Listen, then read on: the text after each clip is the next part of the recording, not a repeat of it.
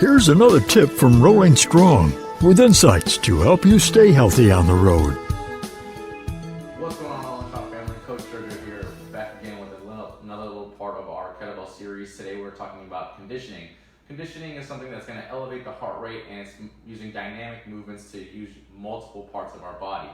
So the first movement that we're going to go over today is going to be our Russian swing. So starting off with kettlebell in between our feet, we want to make sure that our feet are about hip distance to shoulder distance apart. Grabbing the horns of the kettlebell with both hands, what you're going to do is bring that kettlebell back, and using the hips and the glutes, we're driving through, swinging that kettlebell just to eye level, right? We want to make sure that we're not using our shoulders to lift the kettlebell. This is predominantly a lower body and core movement. Your shoulders are just there to stabilize the kettlebell, making sure that it stays in place. But the main thing here is that we're using the hips to load up here, press through, and using the glutes to propel that kettlebell up and forward, okay? So that's the Russian swing. The American swing is very similar, but it's a little bit more dynamic in the sense that we have to use a lot more leg power and drive to get the kettlebell where it needs to go. So, American swing, as you can see, similar setup to the Russian swing. Now we're coming up.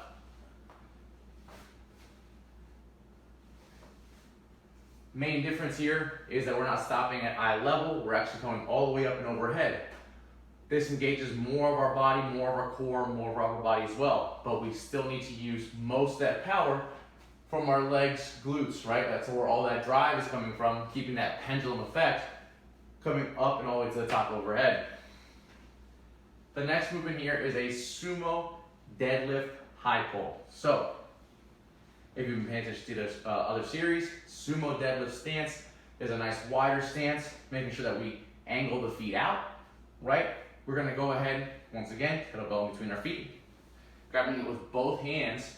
We're loading the hips up, getting down, good posture, making sure that our back is flat, shoulders pulled back, chest is tall. You're driving through the heels, bring that kettlebell up to the chest, coming back down to the ground, and up and down. Once again, making sure that we're using those legs to drive through and then having that finishing pull with the shoulders up top. The next movement is called a thruster, right? A thruster movement is essentially a full body movement.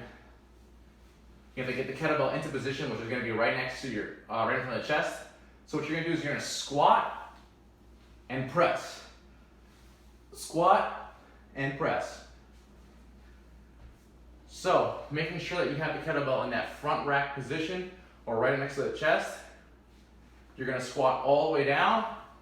As you squat, then you're using that momentum to help you press that kettlebell up and overhead, fully extending the arm, locking it out up top, right? Just keeping that continuous movement. Once again, as you can hear, it's hard for me to breathe. Lots of movement, very dynamic. Next is the kettlebell clean. The kettlebell clean, kettlebell starts on the ground between our feet, using one single arm. What you're going to do, you're going to pin the hips down, make sure the arm is nice and straight. As you drive up, you're going to pull and tuck that kettlebell into the chest. Right, one more time, coming from the ground, up, pull, and tuck it into the chest. The key thing here is making sure that we have enough power through our legs as we drive up to get a nice pull with our arm. As we're getting that nice high pull, we're tucking that elbow underneath and having the kettlebell rest on our forearm, bicep, and chest, right?